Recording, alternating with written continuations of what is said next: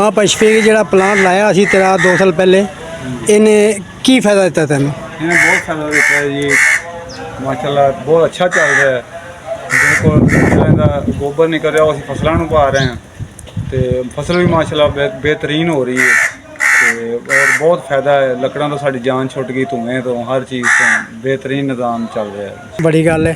तो प्लांट विखाओ जी, हूँ यह जड़ा है प्लांट का इतों गैस निकलती है, वाल लगा है, देखो ये वाल लगा है, ये वाल लगा, इतों घर जा रही है, इतों घर जा रही है शफीक साहब के। तो यह खुली जिथे पई है ना, ये थले आउटलैट है टंकी है। हाँ जी। तो यह नाल जी पई है, यह इनलैट है गोबर डालने वाली। 3 बठले पाते ने तो घर मौज लगी गैस की। और नाल ही इन्होंने दी है, हमसाया ने भी दी है गैस। हाँ जी, अपने साढ़े हमसाए 2 घर इस्तेमाल कर रहे हैं। जिंदाबाद जिंदाबाद।